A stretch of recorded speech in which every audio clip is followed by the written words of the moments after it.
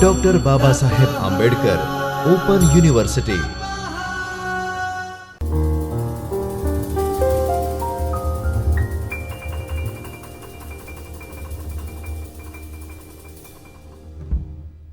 नमस्कार विद्यार्थी मित्रों, doctor Baba Saheb Ambedkar open university Ahmedabad के इस चैतन्य स्टूडियो से मैं डॉक्टर राखी जैन, असिस्टेंट प्रोफेसर संस्कृत विभाग, आप सभी विद्यार्थी मित्रों का हार्दिक स्वागत करती हूँ। विद्यार्थी मित्रों, आज हम बीए तृतीय वर्ष संस्कृत के पेपर नंबर SKTM 306 व्याकरण, भाषा विज्ञान एवं अर्थशास्त्र का विभाग 4 अर्थशास्त्र, इसकी इकाई 1 कौटिल्य अने अर्थशास्त्र, इसके विषय में आज हम अध्ययन करने वाले हैं। विद्यार्थी मित्रों, हमने इससे पहले अर्थशास्त्र का सामान्य परिचय देखा था कि अर्थशास्त्र में टोटल 15 अधिकरण हैं, 180 प्रकरण हैं, 150 अध्याय हैं और 6000 श्लोक हैं। इसके जो प्रमुख अधिकरण हैं, उन अधिकरणों के नाम यहाँ पर 15 अधिकरणों के नाम यहाँ पर दिए गए हैं। इन अधिकरणों में से हमने व्यसनाधिकारिक अधिकरण तक इससे पहले वाले कक्षा में हमने उनका अध्ययन किया था, उनके विषय में विस्तृत चर्चा की थी। इसके बाद में अधिकरण है अभियाच्य कर्म अधिकरण। इसके बाद के जो अधिकरण है उनके विषय में हम अध्ययन करने वाले हैं। तो अभियाच्य कर्म अधिकरण जो है वो 12 प्रकरणों में विभक्त है। अभियाच्य कर्म क्या होता है कि शत्रु देश पर आक्रमण करना अभियाच्य कर्म कहलाता है। यानी जो हमारा शत्रु देश है उस पर आक्रमण करना क्या कहलाएगा? अभियाच्य कर्म।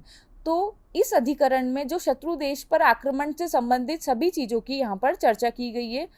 तो इस अधिकरण में उत्साह, शक्ति का विचार, आक्रमण की योजना, आंतरिक शत्रु, युद्ध आदि से हानि, व्यय, लाभ का विचार इत्यादि विषयों का वर्णन किया गया है। यहाँ पर युद्ध से संबंधित यानी आक्रमण से संबंधित सभी चीज़ों का यहाँ पर वर्णन किया है। यानी उत्साह, शक्ति का विचार, जो सैन्य सेना है, जो देश की जो सेना है, राज्य की जो सेना है, उसकी उत्साह शक्ति का विचार किया गया है। उनके उत्साह को बढ़ाने से संबंधित विभिन्न उपायों का यहाँ वर्णन किया गया है।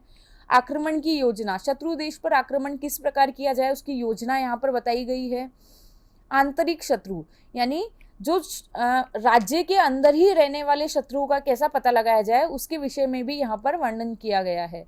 और युद्ध आदि से होने वाली हानि, लाभ, व्यय इत्यादि के विषय पर यहाँ पर चर्चा की गई है। यानी युद्ध करने पर हमारा जो शत्रु देश है उस पर युद्ध करेंगे तो उससे क्या लाभ होगा, क्या हानि होगी और कितना व्यय होगा, उन सभी का वर्णन यहाँ पर इस अधिकरण में किया गया है, अभियाच्य कर्म नामक अधिकरण में। इसके बाद है संग्रामिक अधिकरण। अब संग्रामिक अधिकरण नाम से स्पष्ट है कि इसमें भी युद्ध से संबंधित ही चर्चा की गई है। इस अधिकरण में कुल 13 प्रकरण हैं। इस अधिकरण में शत्रुओं से संघर्ष, शिविर, सेना का मार्गदर्शन, रणनीति, सुरक्षा, विपत्ति में सेना की रक्षा, पैदल सेना इत्यादि विषयों का विस्तृत विवेचन किया गया है। अर्थात इससे पहले हमने क्या पढ़ा था अभियाच्य कर्म में कि शत्रु देश पर हमने आक्रमण करना है तो उससे संबंधित विभिन्न योजनाओं, इसकी चर्चा हमने इससे पहले वाले अधिकरण में की थी। और इस अधिकरण में युद्ध से संबंधित युद्ध की विभिन्न सेनाएं, शिविर किस प्रकार लगाए जाए, शत्रुओं से किस प्रकार सामना किया जाए, क्या क्या रणनीति बनाई जानी चाहिए, सेना का किस प्रकार मार्गदर्शन किया जाना चाहिए, जो विभिन्न प्रकार की सेनाएं जैसे पैदल सेना, जो अश्व सेना होती है, हाथी सेना होती है, विभिन्न प्रकार की सेनाओं के विषय में यहाँ पर विस्तृत विवेचन किया गया है संग्रामिक नामक अधिकरण में। इसके बाद है संघवृत्त अधिकरण। संघवृत्त अधिकरण क्या है? इस अधिकरण में 2 प्रकरण हैं। सेना का निर्माण करना व उसे संगठित करना संघ कहलाता है। यानी युद्ध के लिए जो सेना का निर्माण किया जाता है, उसे जो संगठित किया जाता है वह क्या कहलाता है? संघ कहलाता है। और इस संघवृत्त नामक अधिकरण में शत्रु पर आक्रमण करने के साधनों का वर्णन किया गया है। यानी शत्रु पर जो आक्रमण कर रहे हैं तो किन किन साधनों का उपयोग किया जाएगा, क्या क्या चीज़ें, कौन कौन से अस्त्र शस्त्र, इन सभी का यहाँ पर उपयोग किया जाएगा, उसके विषय में संघवृत्त नामक अधिकरण में विस्तृत चर्चा की गई है। इसके बाद है आबलियस अधिकरण। इस अधिकरण में कुल 9 प्रकरण हैं। आबलियस किसे कहते हैं? किसी बलवान शत्रु के द्वारा किए गए आक्रमण को आबलियस कहते हैं। अर्थात हमारे राज्य का जो राजा है उससे भी कोई बलवान राजा है दूसरे देश का, यानी जो हमारा शत्रु है, हमसे बलवान कोई शत्रु है, उसके द्वारा कभी आक्रमण किया जाए तो उसे क्या कहते हैं, आबलियस कहते हैं। अब आबलियस अधिकरण में क्या होगा कि जब बलवान शत्रु आक्रमण कर रहा है तो उस समय क्या क्या विचार विमर्श किया जाना चाहिए, क्या क्या योजनाएं बनाई जानी चाहिए, उस परिस्थिति का किस प्रकार सामना किया जाना चाहिए, इन सभी के विषय में यहाँ पर विस्तृत विवेचन किया गया है।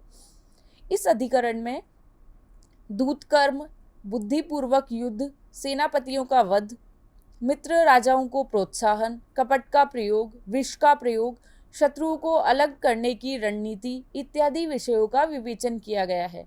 दूत कर्म अर्थात जो राज्य का जो दूत होता है वो दूसरे देश द्वारा जब आक्रमण किया जाता है तो दूसरे देश में जाकर, जब आक्रमण का पता लगता है तो दूसरे देश में जाकर उससे संधि इत्यादि करने की कोशिश करता है।